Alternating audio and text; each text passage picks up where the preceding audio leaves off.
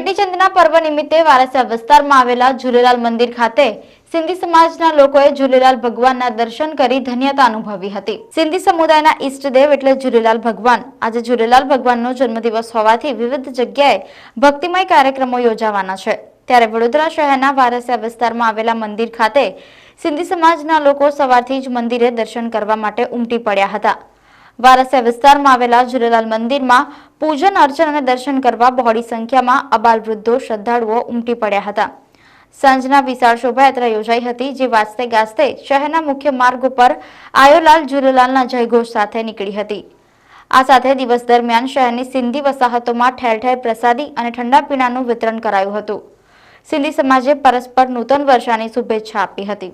આજે ચેટીચંડનો પર્વ છે એ આપણા ઈષ્ટદેવ ઝૂલેલાલ ભગવાનનો જન્મદિવસ છે। આ 1075મો જન્મદિવસ છે અને આખા હિન્દુસ્તાનમાં ભગવાન શ્રી ઝૂલેલાલનો જન્મદિન ઉજવાય છે।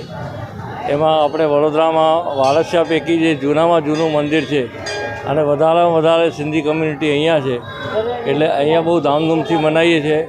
સવારે 5 વાગે મંગળા આરતી કરીએ, એના પછી પ્રભાત ફેરી કાઢીએ છીએ અને બપોરે હમણાં 12:30 થી 3 વાગ્યા સુધી મહાપ્રસાદી છે અને સાંજે 6 વાગે અમે જે બહેરાણા બનાવીએ છીએ ઝૂલેલાલના, જે ઝૂલેલાલ ભગવાન કહી ગયા હતા જળ અને જ્યોતની પૂજા, તો એ જ્યોત પ્રગટાવીને અમે જળમાં પધરાવીએ છીએ અને એમાં જે પ્રસાદી હોય છે જળના જીવો ખાય છે। એટલે એ કાર્યક્રમ કરીને રાતે 10 સાડા 10 વાગે સમાપ્ત થાય છે અને આખો દિવસ અહીંયા હાથ પ્રસાદી અને દર્શન ચાલુ રહે છે। આખા વડોદરામાં જ્યાં પણ અમારા સિંધી કમ્યુનિટીના માણસો રહે છે, વારસા સિવાય એ બધા અહીંયા દર્શન કરવા આવે છે। આજે અમારા સિંધી સમાજનો આજે નવા વર્ષ ગણાવે છે ચેટીચંડ। એટલે સમગ્ર દેશવાસીઓને આજે તો ચેટીચંડ નિમિત્તે લખ વાધાયું। આજે અહીંયા આપણે ચેટીચંડના તહેવારના લીધે આજે અહીંયા પ્રસાદીનું વિતરણ કરવામાં આવ્યું છે।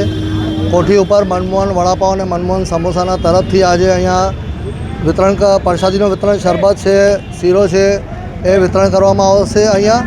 અને આ ચેટીચંડના દિવસે સમગ્ર સિંધી સમાજ અહીંયા બધે આખી વારસાની અંદર, આખી વડોદરાની અંદર ભેગા મળીને બધાને એકબીજાનો કાર્યક્રમ રાખે છે।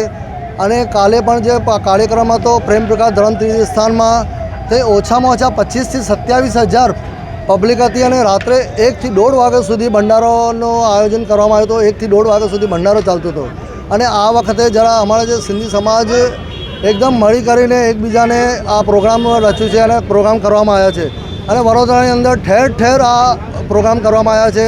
જેવી રીતે માંડવી છે, લહેરીપુરા છે અને વારસામાં બી, અને આજે શોભાયાત્રા બી છે, એમાં બી બધા સ્વાગત કરશે। આજની તારીખની અંદર વડોદરાની અંદર કોઈ ગલી એવી ખાલી નથી કે શરબતનું વિતરણ ના થતું હોય, કારણ કે અમારે આ જે ઝૂલેલાલનો છે ચેટીચંડના દિવસે અમે શરબત શુકન માનવામાં આવે છે।